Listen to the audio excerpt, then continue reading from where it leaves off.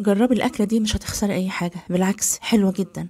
هتجيبي فراخ كبيرة أكتر من 2 كيلو وربع، ممكن كمان 2 كيلو ونص.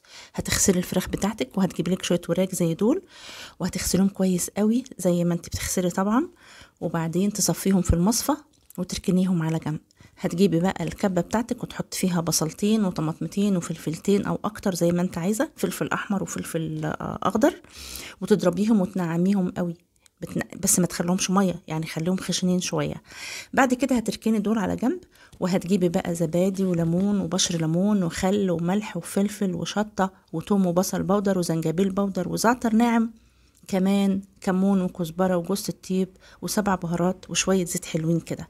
وهتيجي ملخبطه كل الخلطه على بعضها، الخلطه دي على البصل والطماطم والفلفل اللي انت ضربتيهم في الكبه. زودي الملح شوية عشان فيه خضار كتير في الموضوع، ودوقي الملح بتاعك. ولخبطي كل ده على بعضه، وامسكي الفراخ اللي انت مفتحاها كلها.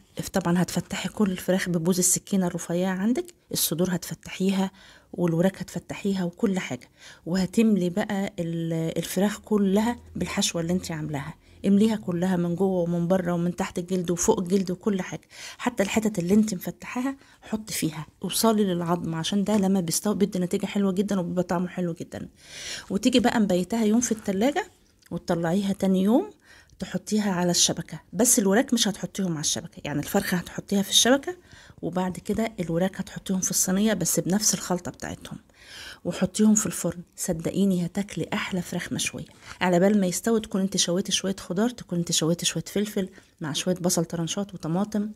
وبعد كده هتجيبي بقى الصينيه بتاعتك تحطي فيها الفراخ بتاعتك بعد ما يطلعوا من الفرن. بياخدوا حوالي ساعتين او ساعتين وربع ان شاء الله، بس ممكن الوراك تستوي اسرع عشان هما في الصينيه، والفرخه ممكن تستنى شويه. انا بقولك على كل حاجه بصراحه. بعد كده هتجيبي الفحم زي ما انت شايفه كده، وتيجي مولعه الفحم وتيجي حاطه الزيت. صدقيني هتاكلي احلى فراخ مشويه، ولا تشتري من بره فراخ مشويه. وهتكوني انت غسلاها بايديك ومنضفاها، وطعمها يجنن جدا جدا جدا. واعملي معاهم شويه رز بسمتي ابيض او اصفر، وصدقيني احلى فراخ مشويه ممكن تاكليها. والف هنا وشفا، وادعيلي بعد ما تجربي التجربه دي. المهم احتفظي بالخلطه دي للاخر، والف هنا وشفا، ومع الف سلامه.